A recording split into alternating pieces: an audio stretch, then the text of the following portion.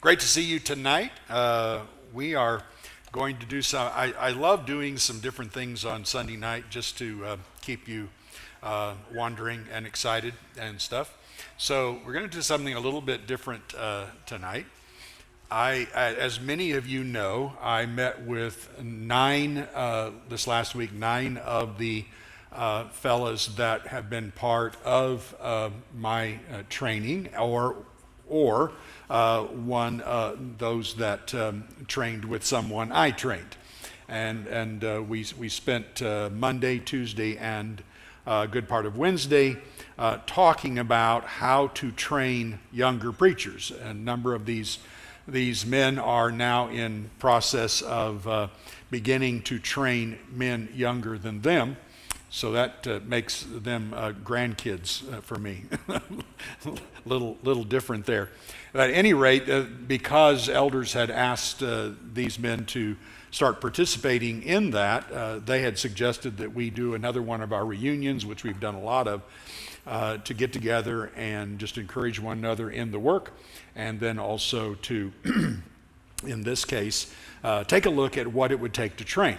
So you know, in the scriptures, in Acts chapter 15 and many other passages, 14, and at the end of Paul's journeys, he would return to Antioch and he would give a report of the work that was done. And these kinds of things I think are quite encouraging.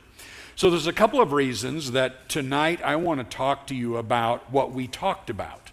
What was in part, what it takes to go about helping a man become someone who can be efficient in preaching the gospel, whether he makes his living from that or not, but the ingredients to that. This is helpful for a couple of reasons. One, you get a look behind the scenes of what we are trying to do and what we're trying to accomplish. Two, I have found, and this is something that I think most preachers would certainly agree, that probably a majority of Christians do not have a very good idea of what we do during the week, or have an idea of what goes on, what's our processes and what's our thinking, and this will give you some insight into that. So there's going to be a number of different sections that we're going to look at, just a simple outline that we followed. And at the end of each of these, I want to get you, if you're willing, to participate a little, especially if you have a question about something that I brought up. Obviously, we spent a lot of hours together. I can't tell you everything we talked about, but I'm going to give you an idea of that. And certainly your questions or maybe comments or something, I'll stop every now and then. And if you have something you would like to question or add, or that you would wonder about, I would be most welcome for you to do that as well. It was fun too, because we invited our elders here to come and be a part of this on Tuesday night. Spent about an hour and a half together just talking about what it is, what from their perspective it is like to have to deal with a preacher. So what's involved in that. We had a really good time. I appreciate these men so much and what they did for us, and that relationship too. So anyway, here is where we began, and the hardest part of bringing somebody into a training type of program is the selection process. And I've learned this the hard way over the years. I'm one way or another probably trained in the neighborhood of 25 guys or something over the past 40 some years.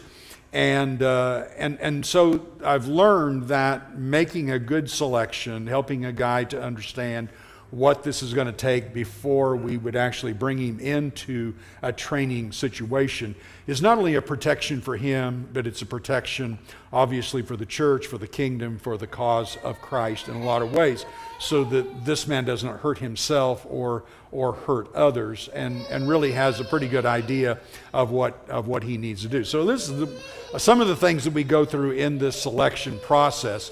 First off, we ask the question, well, what is his educational background, and why is this question about him important?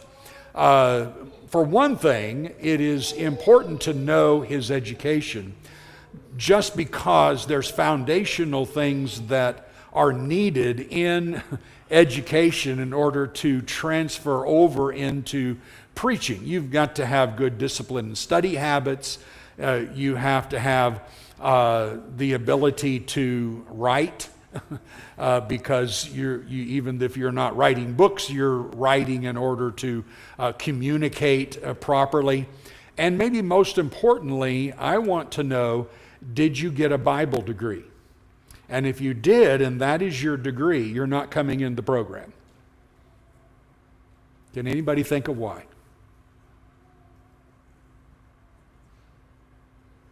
No?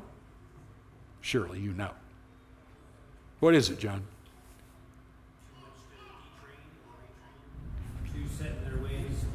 Well, no, it's not set in their ways so much. What if he fails?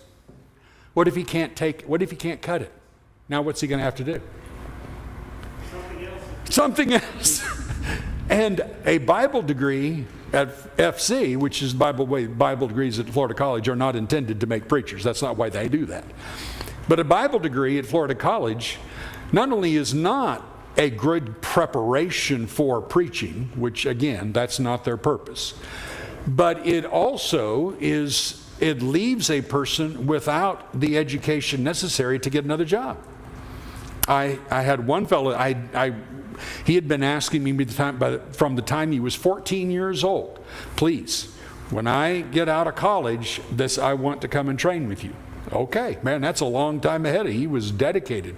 And he went and he called me about a year before he was going to get his degree. And I foolishly didn't ask him, what are you getting your degree in? And found out when he came that he'd gotten his degree in Bible. And he failed. He did not have what it took to be able to preach. And he agreed after about 6 months. He agreed he didn't have what it took to do it. And so he had to quit. He had to go back to school and start from scratch and get some kind of skill. So you can see that's just not a good position to be in. And so we want to know, what is your educational background? Not that you got to have a degree, not you got to have that, but you've got to have enough education that you're going to be able to handle the rigors of the study and the work that has to go into it. So that's one of the things. We want to know his work background. I find that some men, they want to get in a program or a training program, and they've never really worked outside in a secular job. They don't know what it's like to work. That's not good. I was working from the time I was about 14 years old. But if you don't know what it's like to work, and you don't have a compassion and a consideration for the people that you're working with and the hard work they go through and share their wages with you, then you don't have the appreciation necessary that would be in preaching. That's just not a good fit. What has he been doing in order to prepare himself for preaching? So what's your mentality? And the most important thing we want to know is, have you been teaching people? Have you been teaching the lost? Have you been pursuing lost souls? Is this part of your heart and your passion? That's more important to us than have you been standing up in the pulpit? Do you have the passion for people, and how have you been preparing yourself to get to that goal of preaching? What are the things you've already been working on? And that's critically important. And we want to ask the question, how do you understand the work of preaching? You know, most people see us on Sundays or Wednesdays, and we're standing up here and don't see anything else. And so how do you understand the word? Many guys just get enamored with the thought of being able to stand up here. I'm always worried about somebody who says, oh, I just love to stand up there and preach. Oh boy, Well, I'm scared of you. I'm scared. I'm scared to death every single week. It is the way we teach, and is what has to happen. But if you just love the woohoo, that's not good at all. But we want to know how he would describe what's his view of doing this work, and certainly along with that, why does he want to preach? What's driving you to do this? What's your real passion here? Why is this brought you to this point? A lot of times you will figure out in a conversation that the answer is, well, I didn't really like other things I was trying to do, so I thought maybe I'd try to do this. So there's two words for that: get out. It's like, no, this isn't going to work for you. That's not the way this plays out. There's been an old saying for many, many years that older preachers have told younger guys, don't preach unless you have to. And that's in some ways a pretty good recommendation. If you have that drive, then you should do it. Now, somebody might say, well, I need to because I think it's so important. I could do other things and that would be great, but I really feel that I have talents that I better use. Both of my oldest two sons were exactly in that situation. They got their degrees in accounting. Just so happened both of them got their degrees in accounting, and the last few months before they were going to get their degree, called me up and said, I don't know what's going on in my DNA, but I all of a sudden feel like I better do this, or I might get in trouble with God. So I went, well, okay, there we go. Brent, I love Brent's, he said, Brent all his life said, I'm not going to preach. I'm not going to preach. Don't ever. And I said, I'm not asking you to preach. I'm not doing anything. And then he called me that last semester and said, what makes you think I could preach? And I said, I never said anything to you about it. What are you talking about? And I said, well, you do have about 160 years of preaching father to son inside you. I would imagine you can do it if you really have the desire to do it. And he said, you're going to tell me if I can't make it. And I said, oh yeah, I'm going to tell you. I'll fire you quickly. If you can't make it, you'll be out. No problem with that. Anyway, we want to know then why he wants to do that. We talked about considering some of the poor reasons people decide to preach. When I was in California had lots of recessions, and the church was blue collar. And it was almost invariably when we'd go into a bad recession and one of these blue collar guys would be out of work for a number of months, and they'd call me up and say, can I come down and talk to you? Yeah, come on down. They come in. I've been thinking about preaching. I would have to suppress a laugh, a giggle, because on one hand, that's really demeaning to a preacher, by the way, to say that. If you can't do anything else, since I can't move dirt anymore in a big bulldozer, well, I think I could just preach. That's just how easy it is. That's right. So that was the first thing. But the second thing would be, of course, is just seeing it as a job, some way to make some money. And I would also always say, now when you get your job back and you start making that bundles of money, because they made a lot of money when they were working, when you start making all that money again and you just have this burning desire to preach, come back and talk to me. Never one came back. Nope, that was not where the passion was. There's a lot of poor reasons that people want to preach, and a lot of times it just has to do with a job. So we want to evaluate a man's passion and desire, and that can be a little bit tricky at times, but usually in conversations, I like to invite a guy to come and spend a weekend with me at least, and I just live in their shirt for a weekend. Just want to get to know everything I can about them, feel how they talk about it, how where they're coming from, and those sorts of things really do help me be able to see where this person is in their passion and their desire for this. And then we like to evaluate his ability to write an outline, put forth some content and organization. Some guys that I train, they just bucked up against this. I don't want to, that's not the way I think. I don't care.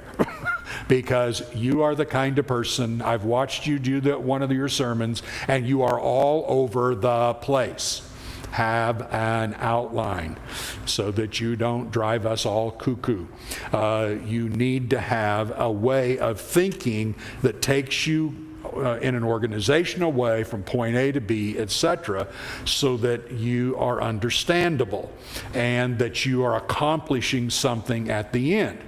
So one of the things that we often do is ask a guy to send us an outline of his sermon. And in fact, Brent just had this with a young man who called and was interested, and he said, well, send me an outline. Well, the first thing Brent told me, he said, that was bad. It was just not good at all. So here's a guy who's very educated, he has a degree in something else, etc., and yet he couldn't put his thoughts together in a good form. So that's not that we're excluding him. It's that we're going to want to work with him a little bit before he would come into the program. In other words, let's see if we can help you.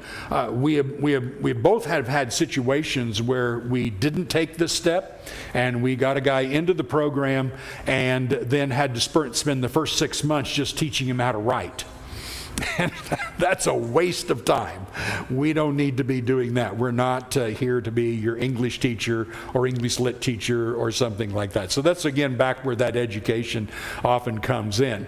We want to evaluate his speaking abilities, and I will tell you, this is probably one of the parts of evaluation that is lower on the list of importance. For one thing, if and I can usually tell, how does this guy carry on a conversation, just personally? When he stands up and even just does something simple like a short invitation, say on a Wednesday night, how does his speaking voice flow? Does he have modulation? Is he able to have good presence? Is he able to just get thoughts out? I had one gentleman when I was in Fayetteville talk to me about preaching, and he always spoke about like this. Always.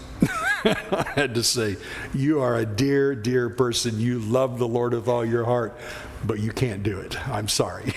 And so you learn things just by the cadence of how somebody sometimes talks and speaks.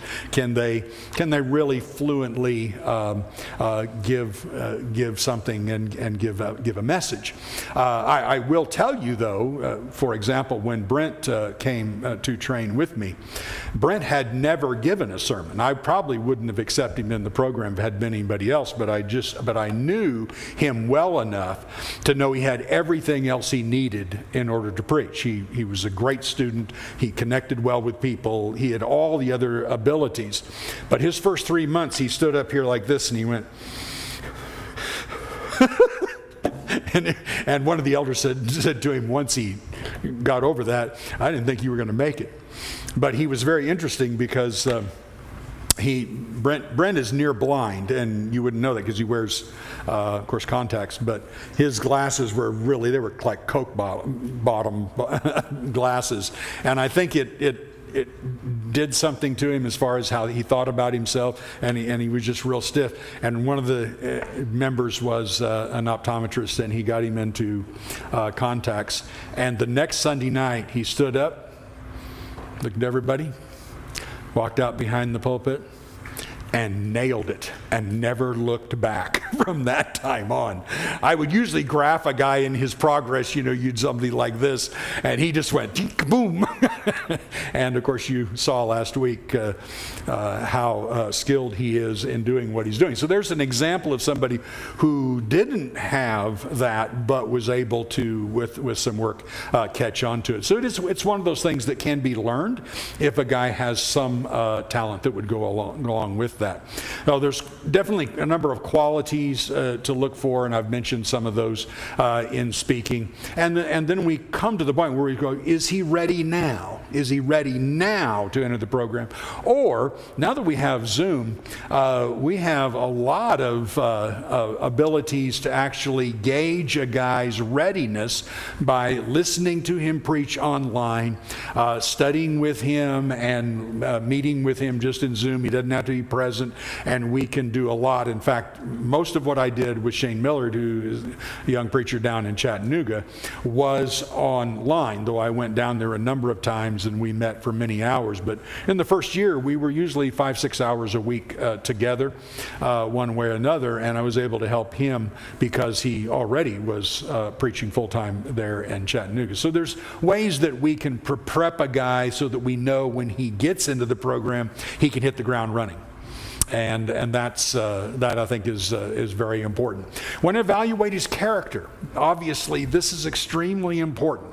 It is amazing the number of guys that have come to me and were interested, and you just knew from their background they had not developed a good and wholesome and holy character over a long period of time. And this would especially, just looking at a number of things: what's his personality? Does he connect well with people? Is he comfortable with that?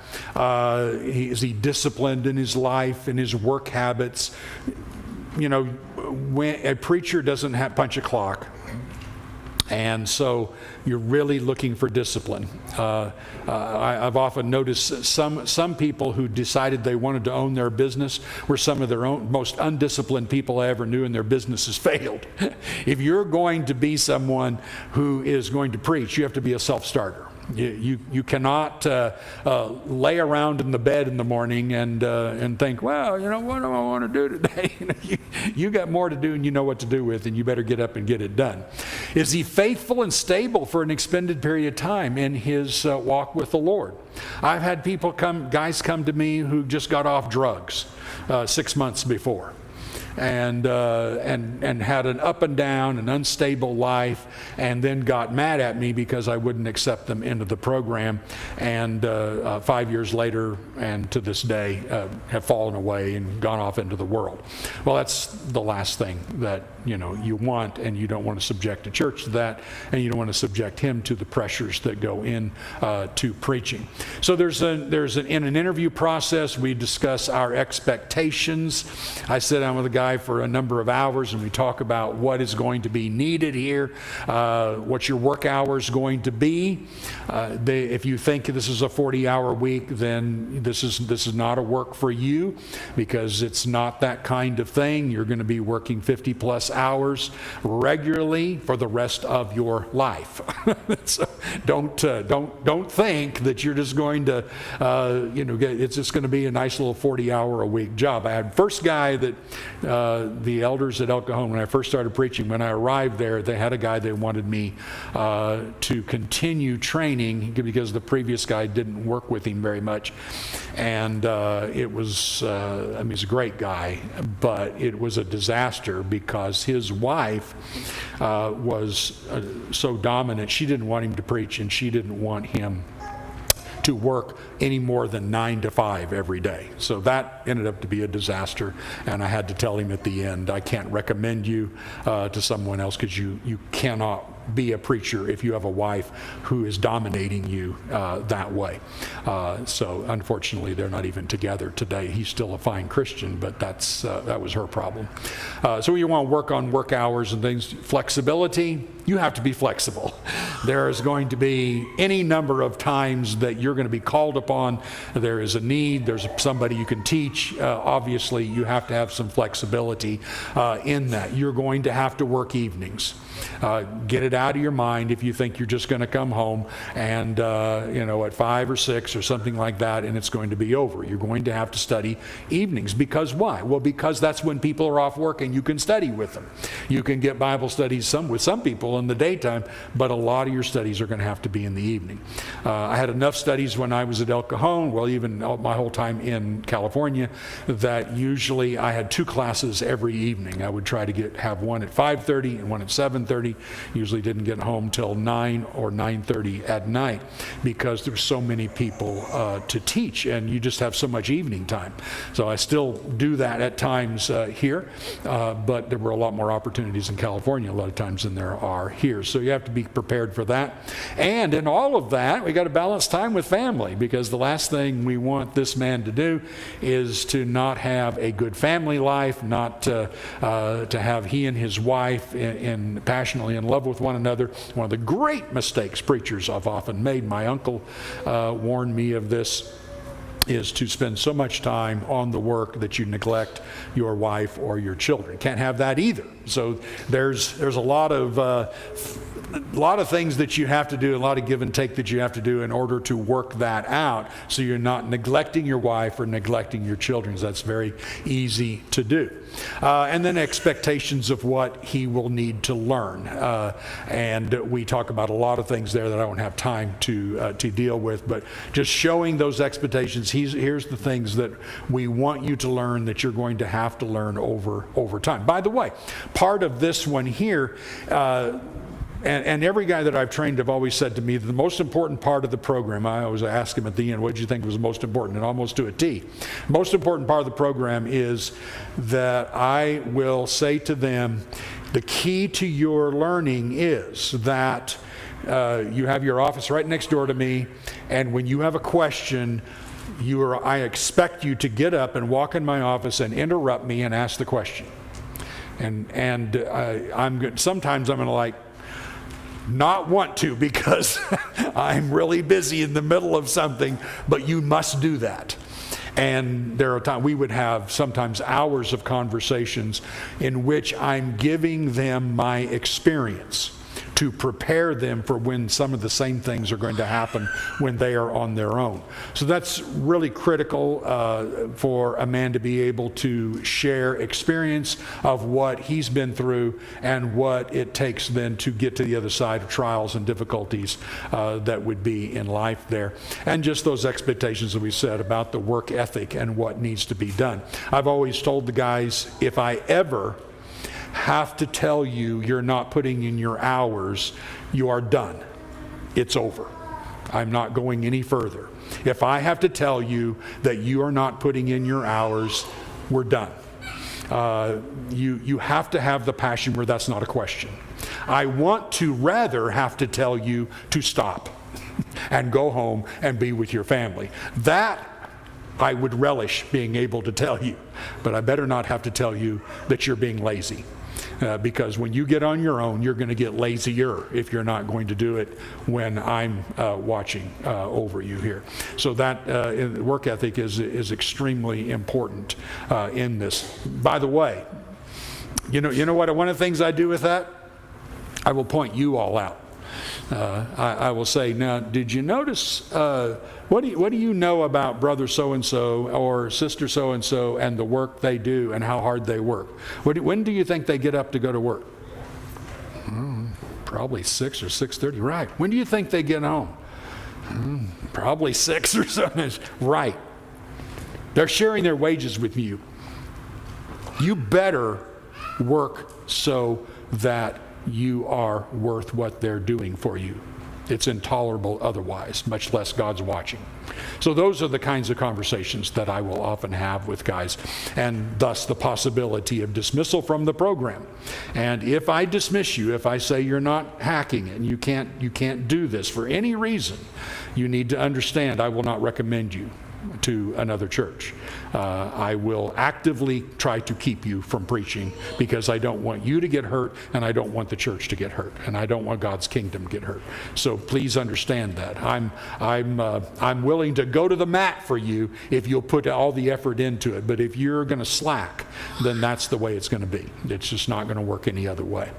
All right, so that was the selection process. There's a lot of things there. All the rest just have one slide. But I'm going to stop right there. Any questions about that, or anything you are interested in that? I didn't know whether you would think in those terms. Are you normally approached, or do you approach someone else? It's happened both ways. Probably more often I'm approached, but there have been a number of times when I see something in someone, I will watch them and study them for a while and figure out some background before I say anything to them. But yeah, there are times when I've said, you need to be doing this because you are extremely talented and have an ability to do it. Good question. Yeah. There's a lot of them that are surprised at the amount of work that go into preparing Oh, yes. a lesson. Yes, absolutely. Scott, my second son, I will never, Scott here's trained as an accountant. So he's trained to accomplish, get it done within, and all this kind of stuff. And so I've told some of you this story before, but when he started training with me after about, 12, 13 hours of working on a sermon, he came in and he says, I'm so frustrated. It ought to be done by now, and it's not done, and I can't get it to work. And you've heard me say this, but I said, stop trying to write a sermon. Go back and study the text to grow you, and then share your growth. That takes a lot of stopping, slowing down, meditation on yourself. Know yourself, learn yourself, grow yourself. The text that was read for us tonight is exactly what Paul's teaching Timothy. You pay attention to yourself and your growth. You will then save yourself and those who hear. So if you ever notice, everybody I know evaluates preachers. Oh, he's so good. He's good too, but not as good as him. And yeah, we all know that goes on all the time. Really hurts our feelings really bad. No, it doesn't. I'm just kidding. But that goes on all the time. And the difficulty of that is when you find somebody that you go, boy, it just seems like they're just saying a sermon all the way, just like they're delivering it. It's just going out there and just plopping. It's usually because they just wrote a sermon. They haven't engaged their whole soul into this and learned it themselves. A lot of you came out this morning and said, ouch, to that sermon this morning. You better believe it. It broke both my legs before I preached it. So yes, that's a tough one, but it better impact me before it impacts you. And I guarantee you, I make it impact me before I'm going to tell it to you. And there isn't anything I'm telling you that hasn't cut me deeply first. The sword of the Spirit brings some blood on the preacher if he's going to do a good job. That's just the way it is. And so very, very important. Good. Those are good questions. Anybody else on that? Yes? It's more of a comment. Is it just that it's ironic that so many times that it's when there's a young man that's training to preach that we think, oh, the preacher gets a vacation because he's not preaching. Yes. Or, he has a helper now, so someone's helping him. Yeah. And the whole time it's really double. Oh, absolutely. Thank you for that. That's exactly right. Spoken by someone who knows. But that is so true. Yeah, if I start training a guy, my hours are increasing exponentially. And it's usually not till the second year of the program that he's going to start maybe helping me a little bit and taking up some of the slack. There's a lot of hours that go into that without doubt. And it doesn't matter, by the way, whether I preach standing up here this following Sunday or not. I still have a full week of work that I have to accomplish. So this is just even extra in some ways. Good points. We want to talk about a typical work week with a fella. Again, we're trying to teach some discipline. He has to know what he needs to accomplish every day. So it's really, one of the things about having, you're your own boss, so to speak. You have to set your own deadlines. And so I know that I have to have sermon number 1 done by. And because if I don't, then I'm going to run right into family time. And I must have time for my wife, and I must have time for my children, and I want to. So I have a very strict, I have to get this done, And it's interesting that some people don't understand that. They think, I've had people say to me, I'm sure you could just stand up and do it. Yeah, I could stand up and do it, but it wouldn't be to the standards that I want, and the standards that would be something that would help you grow, and certainly the standard that God wants from me. And unfortunately, there are preachers who just do that. They just rely on past knowledge, and you know what it tastes like?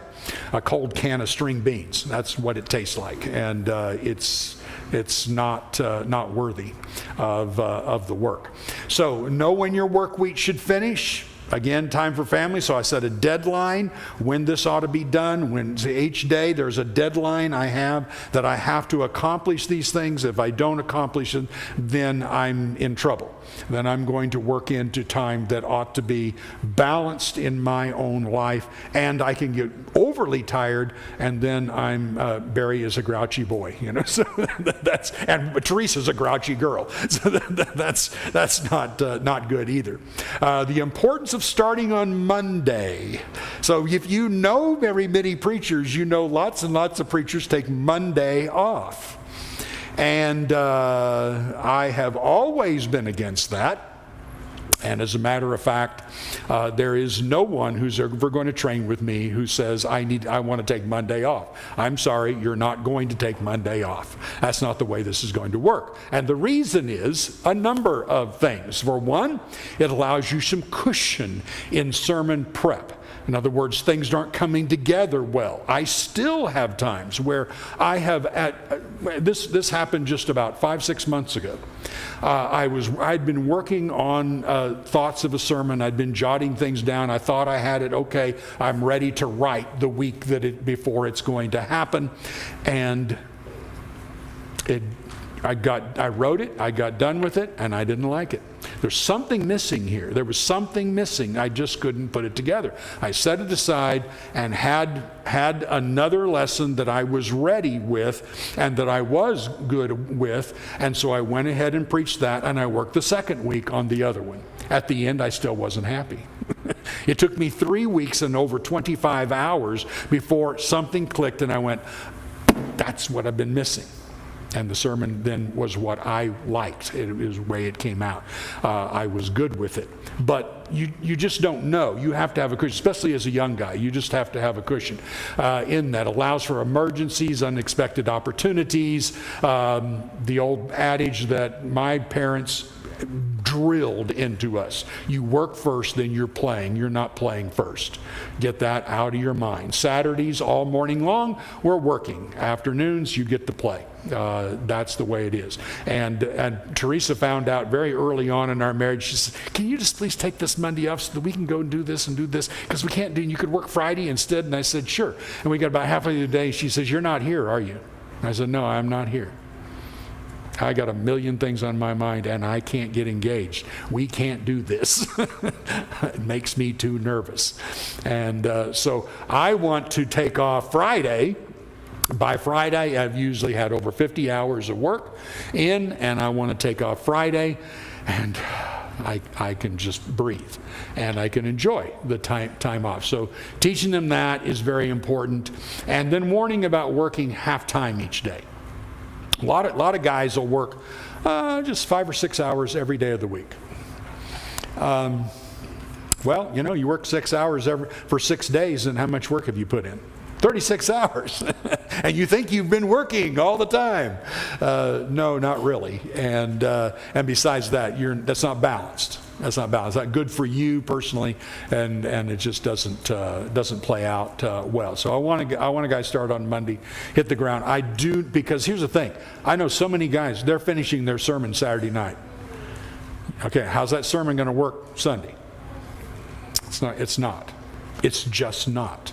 And especially when you are new to this game. All right, another thing, preparing sermons. What is the goal? By the way, we spent hours on each of these. So we talk about the goal in preaching is to draw a person to love God. The goal is not primarily to just teach them about right answers to issues. We talk about that, but We want our Christians to have a right relationship. Relationship with God is the key. Learning to love God is the key. What has kept me preaching over the years is the number of people who have come to me after a period of time and said, you know, even though I've been a Christian for 50 years, for the first time in my life, I can say I really love God. And it's because you've shown me the beauty of God in the Scriptures and who He is. That's the goal. That's what we want. Hosea 6, verse 6, I desire steadfast love, not sacrifice, the knowledge of God, not burnt offering. So that is very important. You and I both get tired of preaching that just stands up every week and says, here's the right issue, and here's the right answer, and here's the condemn the people are wrong, and you know, that gets old, and there's some importance to that, but it needs to be in the proper context. So we want to prepare that. We talk about the positive effects of good preaching. A lot of times guys don't understand the positive effects of the work you do into sermons. It teaches Christians how to be better Bible students. When you watch Brent preach, when you watched Andy preach, or when you watched Eric preach, what did you learn? You learned something from them of how to study. You learned their observations. You learned their carefulness in reading the Scripture. All of those things are key to what we want in a guy who preaches. And because you learn how to study, I'm convinced that the amount of simply topical preaching that has gone on in our brotherhood has caused Christians to be poor Bible students. They just read the Bible to see this verse, see this verse. They just see a verse, see a verse, see a verse. And it's because there's just been topical preaching. Grab a verse, grab a verse, grab a verse. 25 verses later, I came up with a topic for you. Bad study habits, bad preaching habits, and not really very exciting either. Creates an atmosphere in which Christians want to invite. Do you want to invite somebody to worship who you know the preacher is going to just lay an egg every week? No, you don't want to do that. So that doesn't help any at all. Generates personal Bible studies. People are comfortable with a preacher, a teacher, who they know they can have confidence in. He can handle the Scriptures well. He's gentle. He's careful with how he speaks. Things like that are always important, and you're putting that out. And so we want to train a guy of the importance of the good preaching. Causes visitors, obviously, to want to come back. I had one young preacher told me one time, he says, well, I just figured people had come anyway, regardless of whether the sermon was that good. I'm like, no, they're not going to come anyway. There's other options, and one of them is to shoot you. Quit it. Don't do that. This is a very, very important work. Studying, prepare for a sermon. Of course, one of the things we talked about is how we can help a person study to prepare, what that preparation is going to take place. This passage was read for you tonight. That's so much into it. I've talked about that. You need to grow yourself so that you can grow others. So we don't want to write a sermon, we want to grow and then excitedly and passionately share our growth. Bad habit, writing sermons to tell the church what's wrong with them. Right? Yeah, that's what I want. I want to come every week and you can tell me what's wrong with me. Now we got to talk about what's wrong, but we got to talk about how to help that and how to fix that. And we want an intrinsic motivation, not an extrinsic motivation. Oh, he's preaching and I better do something, otherwise he's going to get mad at me. No, he drew me to show me what God desires and how much God loves me, and therefore how much I must love God and what it takes to serve God. All the difference in the world of what we want from our Christians.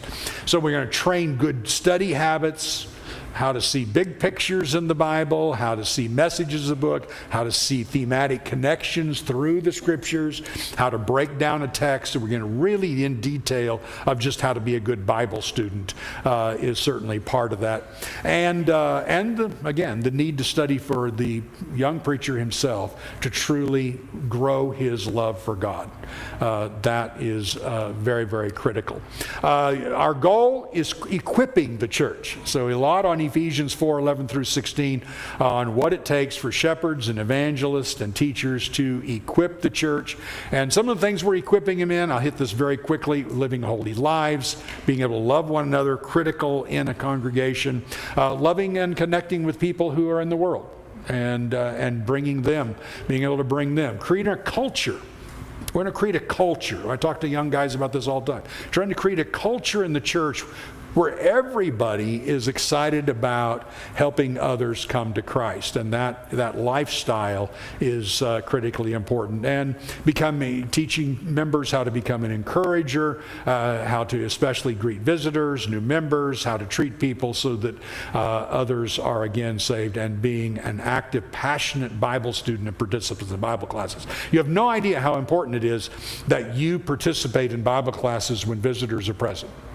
They see that excitement. They see your passion. They see your interest, and then they go, "Wow, this is amazing. God is truly among you," like you read in 1 Corinthians chapter 14. And of course, how to teach unbelievers is part of that equipping process. Let them see how you do it. Let them help you, and that is also critical. Sermon prep. The types of sermons, there's a lot of different types of sermons. You may not be aware. There's all kinds of types of sermons. Expository sermons, where you're just really seeing the Holy Spirit's message. We always emphasize, if you're not seeing the Holy Spirit's message, dump the sermon. First and foremost, what's the Holy Spirit's nut? You don't start a sermon by what do I want to tell the church? That's bad. bad. You need to show them what God wants you to tell the church. That's it. So there's narrative type sermons. There's thematic sermons where you're seeing a thread that goes through the whole Bible, surveying a book in one lesson. Most Christians don't have a good grasp of what's the message of a book, what's the message there, and how to do that is very difficult for a preacher. Preaching through a book, where they're seeing the whole message of a letter, like we did with 1 Peter and other things, very important. And then the challenge of making application. You know the most difficult thing for a preacher to do? Make good applications. That's very hard. It's especially hard for young, but it's hard for everybody who preaches. Learning to do that well it takes a lot of meditation and a lot of work. That's without a doubt the hardest thing of everything to do. And then the danger of the how to use a commentary and the danger of using commentaries. So some guys ruin all their original juices by just reading commentaries and then just spitting out what they had there. That's, again, open a cold can of beans. That's just about how good that comes out. So you want to see the message yourself. You want to internalize it. Treat commentaries like some friends that you have who've studied the same thing you studied. And then have a discussion with your friends. That's really the way you want to see it, not as a crutch. And that's used that way. I think one more here. So we're training to teach and edifying Bible class. Understand the purpose of Bible classes is not to lecture. Lecturing, yucky poo. That's no good. There's a purpose. We want to train so that you're able to speak the truth in love. Ephesians chapter 4, verse 15. We're trying to help the church be able, this is our batting practice to jump into the game when we walk out. So that's why it's important for you to learn to see a text and say, here's how I would explain that text. There's a lot of danger in just lecturing. You can do that in a sermon, obviously. Preparing Bible class booklets that aren't just a list of questions, but inspire study is a challenge. How to lead a discussion in a Bible class. That's extremely important. We have a reading list of books that we do during training, all kinds of controversial subjects. Got to be able to accurately represent both sides. I got like on divorce and remarriage, I know the sides that I don't agree with. I could argue it and pin you to the wall because I know it that well. And I've had discussions actually with the people who hold those views. And so that's important to be able to do that.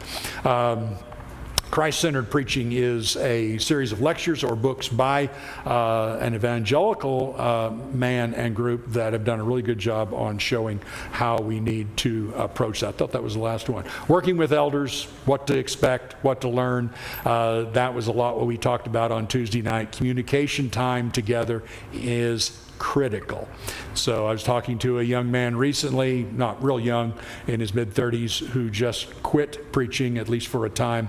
And in an hour and a half of talking to him, I realized that the main problem was he just didn't have communication with the elders. They didn't feel it was important to communicate with him, and it left him frustrated, and he gave up. So sometimes it's the preacher's fault, sometimes it's elders' fault, but there's a lot that goes into that in a work of a preacher. We are, by the way, by nature, very, very insecure people. Because every week we are being tested in front of you. And that's a scary part, and we want to do our best, but that insecurity can lead to struggles for us very clearly. So we have to know our job, the elders have to know their job, and we are a team together. Working with authoritarian elders, a lot of times is working with elders who do not see the preacher as a team with them. You know, Ephesians 4:11-16 says the evangelists, shepherds, and teachers equip the saints. So we're a team in doing that. And we don't have that. The elders a lot of times just react to every little thing, and they make a lot of rules, just reacting. Then anything goes wrong instead of actually leading. The other side of the coin is passive elders who don't really lead. And I'd probably, if I had a choice, I'd probably have more of the passive elder. But on the other hand, that's struggle, because then that adds 20 more hours a week to my work, because I'm trying to chase after people that need to be shepherded, and that doesn't happen. How to work with difficult members. Brent's a master on that one. When he moved to West Palm Beach, they hadn't had a preacher in 7 years because they got so mad at the one who was there, they said, we'll never have a preacher again. So the first 5 years, he had 2 or 3 people in the congregation that gave him fits. And Brent talked to us about this. It was so good. He would be very patient, he would listen, and he would say, I'll certainly look into that. Thank you so much. And it didn't matter how upset they got and how much they treated him and how much I don't know how he got that good character when he was young, but he didn't get it from me, I can tell you that. He was so good, but he really, by the time 5 years was up, the people actually loved him that were his strongest critics, because he was patient and how he acted. So that's just terrific, a real thing. And so then we had quite a conversation about thinking correctly about your salary expectations. You have to be content.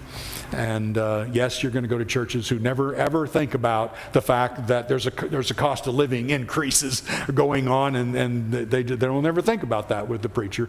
But that's okay. Most churches are a whole lot better day than my grandfather's day, when he'd bring home a couple chickens and some cans in the back of his trunk of his car. So we're quite thankful for those things. I've taken up enough of your time here. So we're equipping a man in a personal life, and I'll skip all of this. But by the way, we want to have a discussion with his wife. I have twice found out it was hidden from me that his wife did not want him to preach. Sorry, young man, I don't care how much you want to preach, you can't do it if your wife is not going to support you. It's just not in the cards. And maybe one other thing here, Facebook and media posts. Stop it! It just makes it look like you're just there on Facebook all the time. Some guys just throwing a jillion things on Facebook. Look what I was doing this week. Look at the barbecue I was at. Look at me. Are you working? You can have some hobbies and recreational activities, but keep that low key, and you better be putting in your hours. Very, very important. And of course, a life of holiness. We have to have conversations now again today about pornography with men all the time. We do not want somebody who struggles with that deciding that they're going to preach until they've whipped that addiction. That's a very, very terrible addiction. Thank you for being so patient with me on that. I thought that would be something, maybe, hopefully, that was encouraging to you and exciting to you, just to know a little bit about what's going on behind the scenes. Thank you so much.